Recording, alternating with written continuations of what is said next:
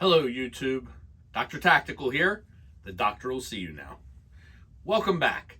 We have been having a great time with this channel and I've gotten a lot of feedback from you guys. And one of the things that's been repeatedly requested was to see the P226 Zev get broken down and cleaned. So we're going to go ahead and do that today. So we're not in for a particularly long video. I do want to just say that I really appreciate all of you who've been commenting, who've been subscribing. Please, I really appreciate the subscribing and liking and sharing. I have a personal goal where I would like to, it's currently May of 2022. I would like to, by the end of December of 2022, I would like to be at 100,000 subscribers. So that means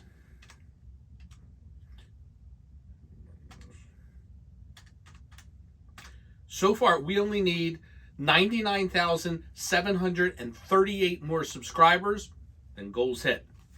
All right, hit that button, guys. Let's take a look. Let's break this Zev down and see what we were working with.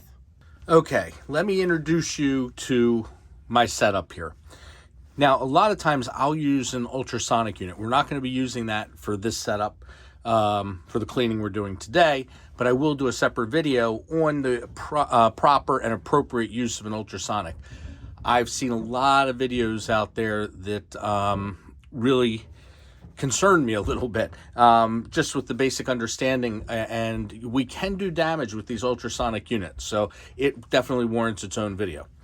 But we're going to go through the basic cleaning now of, let me grab this, our Zev. And the Zev came with, oh, by the way, empty, we're clear.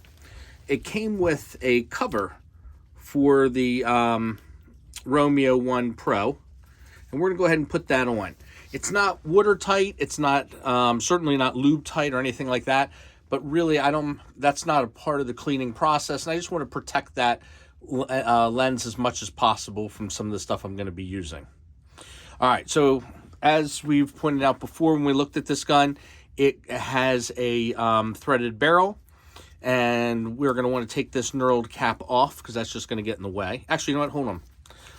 Before we start the whole breakdown here, let me just introduce you to the supplies, and then we'll go through everything. So currently I'm using Hoppy's Black, as we discussed, or I discussed with you, for you, in a previous video.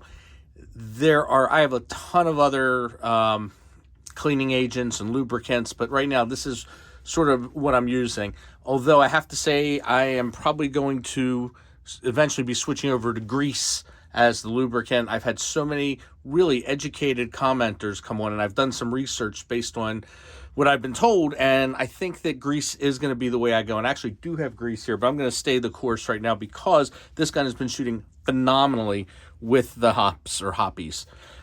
Okay, so this is the Hoppy's cleaning agent. This is the lubricant. Now, this is the lubricant too. I put it in a needle-nosed bottle so that I can apply it to areas that are harder to get to. You'd have a tough time with this. These are basically just toothbrushes, different shapes, nylon tips on those, and compressed air. Compressed air is really important. It's more important when you start getting into things like the ultrasonic, where you really want to prevent rust. Also, pipe cleaners. Now, you got to be careful with pipe cleaners. There's cheap pipe cleaners that will shed into your gun. People get a little overly concerned about that because the truth is that the thing's a weapon of war. It can handle some fuzz in it. I'm not too worried about it, but for my purposes, I want to make sure that as much stays on the pipe cleaner as possible. These are Lovas. So anyway, they seem to do a nice job of not shedding. We'll see if that happens today. And of course, Q-tips or any cotton tip applicators. I'm not really sold on, a brand. We have a bore snake. We have a bore cable, which is basically just a reverse rod, which we'll go through in a minute, with patches that we'll use for it.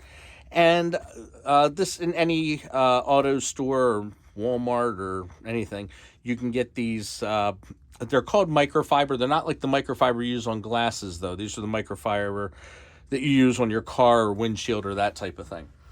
Not that you couldn't use it on your glasses, but it's a little bit different.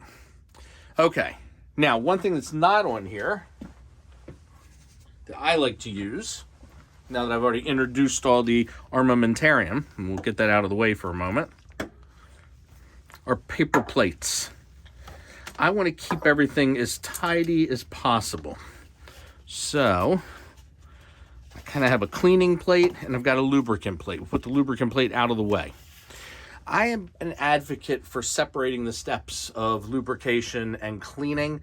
I just find my experience so far has been that a jack of all trades just doesn't do as good a job. It's better to use the appropriate materials for the job. Okay, so let's go ahead and break it down. First thing we're going to do is we're going to lock the slide back. And again, can't check too many times. We're very definitely empty, chamber's empty, no magazine in the well. Okay, now we break this down to 90 degrees. And then we unlock and just slide forward. Okay.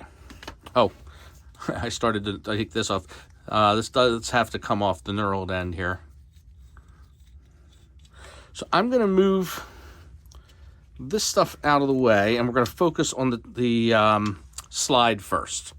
So let's go ahead and take this apart. We're going to take the guide rod and the uncaptured spring, which does have, or did have, that dark yellow down here, which came off, which I don't think is rust. I've had enough comments and seen enough other pieces of information, and I spoke to Sig also.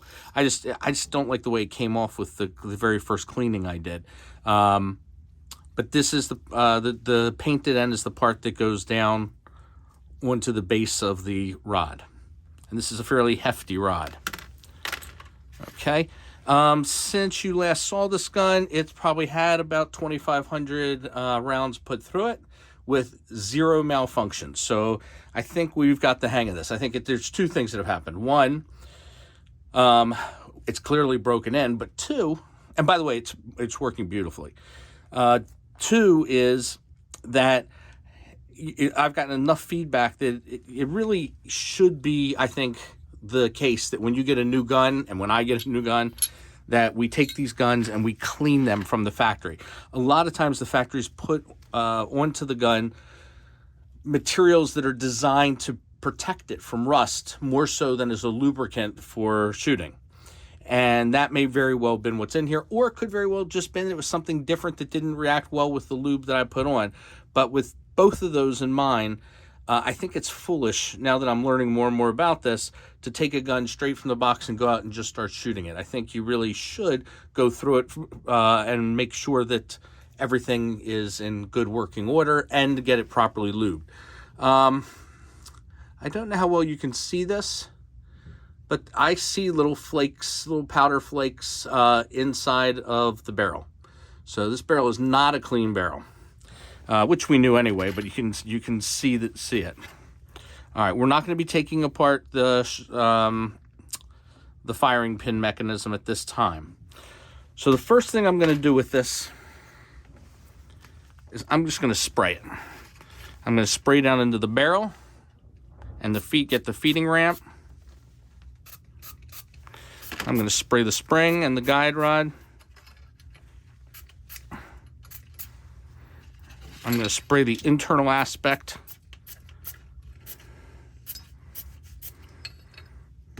Okay. Let me see how this is doing. I really want to make sure that I saturate this barrel. Now again, the ultrasonic's a really nice way to do it, but this is a nice way and an effective way as well. So I want to get the extractor a little bit up, put a little bit in there.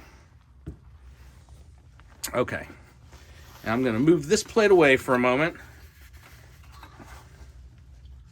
We use another plate for the lower.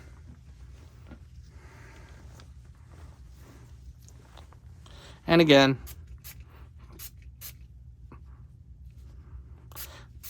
I just kind of want that to get around. The safety can be actuated a little bit. All right, so let's go back to, oh, forgot the knurled piece here. We'll go ahead and spray that. All right.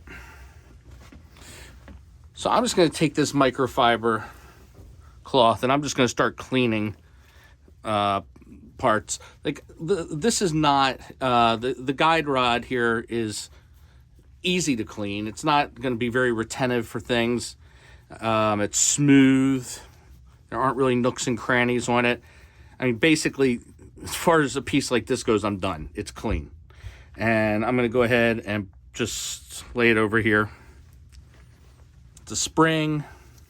Same thing. I can clean off more of the paint, I guess. So this isn't a long process, the cleaning. We'll do this little piece. The barrel's where I really, really want to have it sit for the moment. Let the chemicals do the work for you. Okay? Look at that, like a nice dinner napkin, right? It's a fancy joint I run here. All right, put that over there.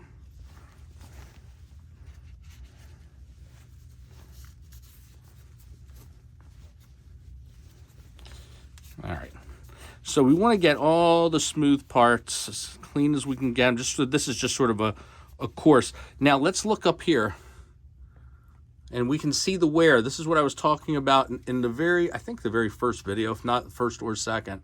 But you clearly, can you see it in this? Yeah, you can see the wear marks from the barrel. Yeah. You can see where so that's clearly an area that we're going to want to lube well. Now the tracks are really important. You've got I would say the most important areas on this gun to clean are the barrel and the tracks. Because you want, there's a lot of moving parts happening here. Sorry if I'm bumping the camera a little bit. I'm trying to work around it.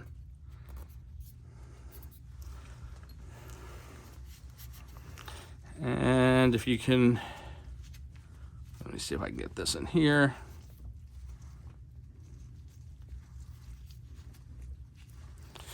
All right, so I just want to, anywhere I can get in and get the cleaning. Now remember, while I'm doing this, I'm removing any lube that's on here.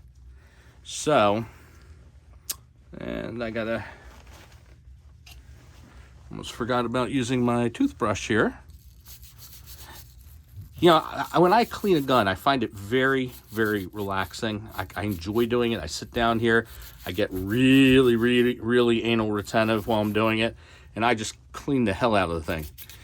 But if you ever want to take all the fun out of it and make it really tough, do it in front of a camera. So it becomes a little more challenging.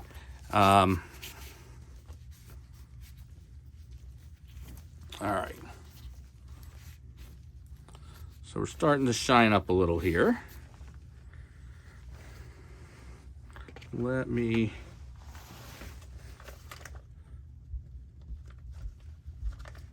grab a pipe cleaner.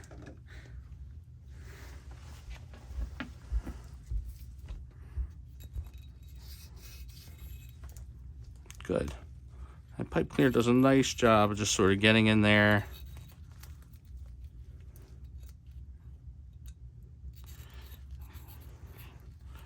Fits very nicely into the channels.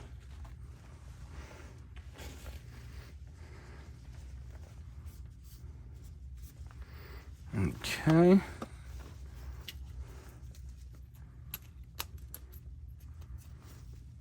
So I really want this all cleaned up. You don't have to get too crazy back here because really this isn't where a lot of powder resides.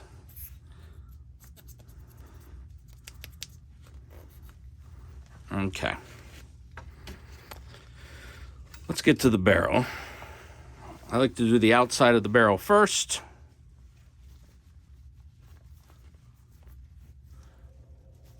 And the feed ramp is really, really important. It's a polished feed ramp. You want to keep it slicker. Well, slick. Really nice and smooth. You want to stay on that. You can look in the barrel. You can see sort of the stuff, sort of the, what happens is the cleaning agent adheres, it chelates to the debris, which is exactly what we want. And what we're going to do first is run the bore cable. So the bore cable goes in through the front to the rear. I'm not really touching anything internally. Whoop. Then I'm going to take a patch. And I like this much better than a rod. I like pulling more than I like pushing. Okay, so we're going to take this and we're just going to pull it through. Okay, get that off of there. All right, so it's a little dirty. So we will run another one. Same thing from the front to the back. This is sort of the opposite of when you're pushing.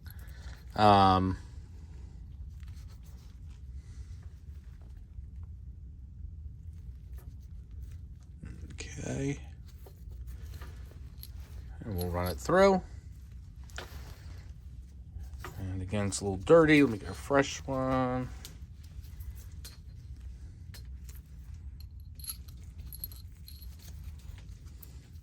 And of course, this is brass, so I'm not overly worried about it scratching the barrel, but I'm not purposely dragging it along the sides of the barrel either. The purpose of this is to have this patch just free float through here and lightly clean the sides. And now we're starting to get kind of clean. We look nice. Let's look at the barrel.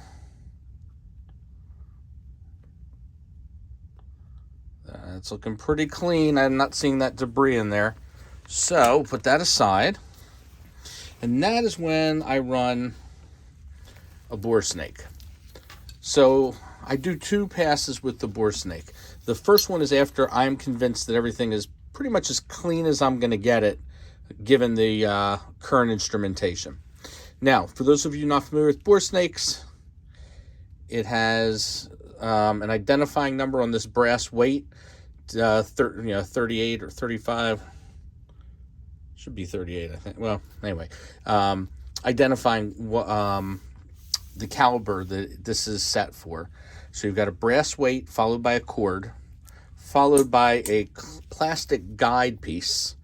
Then we've got some copper brushes worked into this soft cottony material. So it's a very, very snug fit. So we take the brass going from the breech to the front. Brass comes out. Now, pull this thing up, and there's that plastic piece I was telling you about. It comes in. The brushes do their thing. You pull this all through. And if it's even possible, the damn thing looks better. Looks even cleaner. Okay. Now, let's get on to, I just want to clean up everything that we've had here that was dirty. And I'm pretty comfortable now that we've cleaned all our main pieces. So it's lubrication time. So what I'm going to do is I'm going to start with you. We really want to lubricate anything where metal touches metal, and especially where there's movement. So the slides. The slides are going to, or rails rather. There's definitely movement in there. There is definitely movement around the barrel. There's definitely movement around the hammer. So there's certain areas you just know you want to hit. So I'm going to go ahead and hit the slides. Now, I'm not dropping a bead all the way down. I'm putting a little bead, and then I am using the little metal applicator to sort of push it along the whole length of the rail. So that's important. Now, I am almost never worried about over lubricating a gun. I do have a one story with over lubricating, and that was my P226 where I used frog lube, and I gunked up the trigger, the firing pin mechanism. And that's a very thick, pasty material, and that was user error. But this is a very thin lubricant. I do not worry about dust collection or sand collection or anything like that getting gunked up because of too much lubrication. I carry regularly, and I deal with lots of lint, and I just don't see that as a problem. So initially, I'm going to use fairly copious amounts of lubrication. I'm going to hit the areas where metal runs on metal. I'm also going to hit areas like, for example, around the extractor. Let me come back here. Also, where I know there's heavy metal hitting, I can see the wear. And anywhere the barrel or the guide rod, we just sort of put it around. And then just use your finger to go ahead and sort of spread it.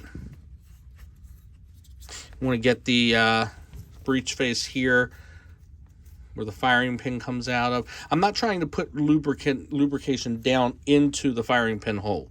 That's not the point of this. But I do want just a little bit around here, just where there's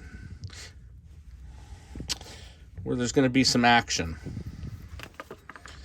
As for the barrel, well, we know the top has wear. We saw that on the inside of the slide. Now this is a new barrel, and I don't see, actually, let me see something. I'm actually not seeing the wear marks on here that I saw on the previous barrel, which indicates to me that before, when Sig gave me this new barrel, something's different. It's the first time I'm really noticing that. Obviously, it's the same slide. That's why I see those marks in there. And let's look down here. Obviously, there's some serious heavy wear that happened here, where the lug area is. I don't know if that's from the previous barrel as well, because I'm not seeing any real wear on this. Interesting. All right. So I am going to hit this around the lug area. I'm going to just do an overall little coating on the barrel. I'm going to even get the threads. And this is more for protective purposes for the metal than it is necessarily for my concerns about lubrication up around the threads. In fact, I probably don't want lubrication around the threads. I am going to be getting a high heat O-ring. And use that around that knurled piece to help it sit and stay taut. Now I am going to put a little lubrication on the guide ramp and in the barrel.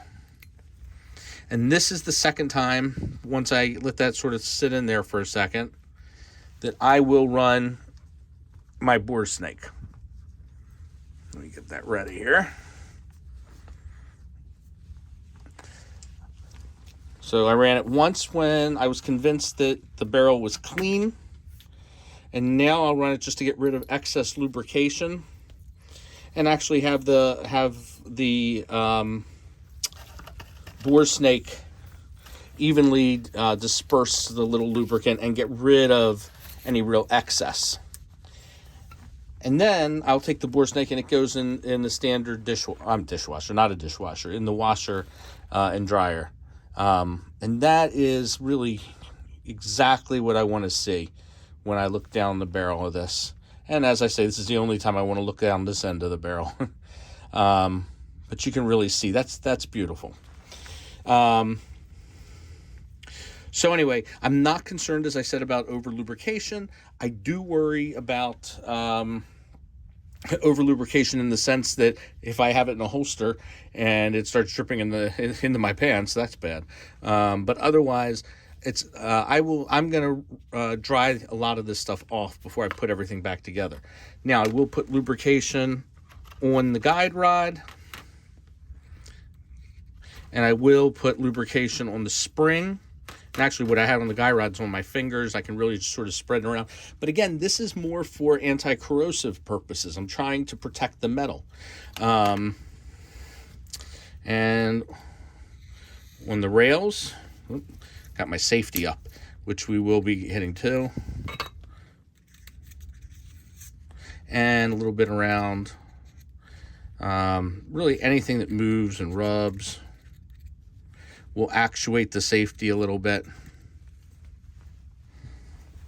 Oh, there's going to be some people commenting, I know, about me having my guns swimming in lube.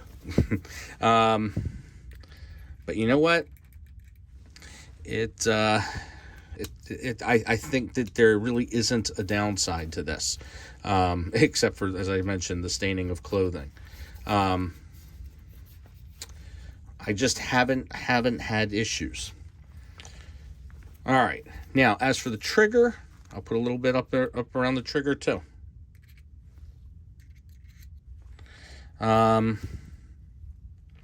That's pretty much it. Those are all my main areas. I got the hammer, I got the springs, I got the safety. I'm clearly over lubed here. Good. The extractor. Ejector, rather. One's the extractor, one's the ejector, but they got lube on them either way. Okay. So I think this is, all right. So everything looks good. I definitely want to get lubrication on this area here that hopefully just rubbed the previous barrel. So now let's start putting things together. I'm even going to put a little bit more here because I know it needs it. So put the barrel in. And I'll go ahead and put I'm just using what's on my fingers to go on the knurled end here.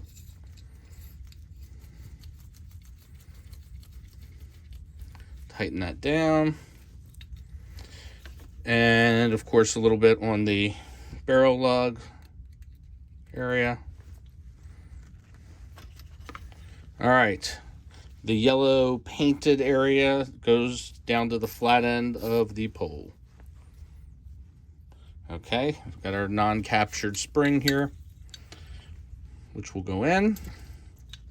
Now sometimes these guide rods, not on this particular gun, but some guns, like for example, the Smith & Wesson, I think the Shield, I know the Easy has an oval instead of a round, and if you don't line it up correctly, you can actually lock your gun closed, and that's a problem. This is round, it's easy. Oh, actually, it's not the Easy. Okay. So that's in, it's flush. We're all nice and lubed everywhere. I'm happy with this.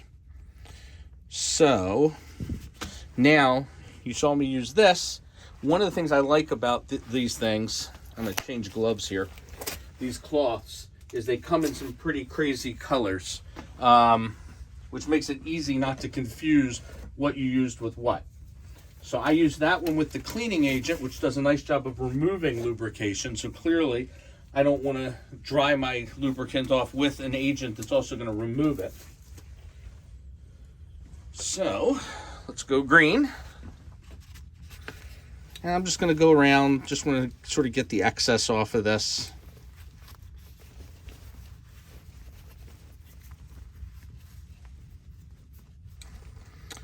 And let's go ahead and put her back together.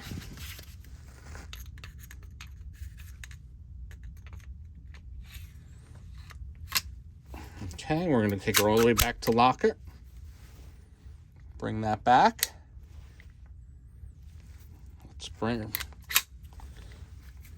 Let's run the rails. Oh, that is nice. That feels so good. That is really, really satisfying. All right, so now We're sort of an oily mess. And this will change because eventually, as I mentioned, I'm planning on using grease. That's going to be my next switch as far as this particular gun's concerned. So it won't change the cleaning component, but it will change the way, the lubrication. And that tends to stay and not run like the oil does. Nice. And let's make sure I don't get too much stuff under here. Dot looks good. All right. And that, my friends, is how DoctorTactical cleans his P226 Zev and lubricates it. So leave some comments. I want to hear critiques. I want to hear adulations. Most importantly, please try to subscribe, because I want to hit that 100,000 mark. I know I said by December, but I'm really thinking like mid-November. Anyway, really appreciate everything. And I will see you guys shortly. Got some cool new stuff coming out. Some completely different guns that I really want to share with you all. So thank you for watching. DoctorTactical, out.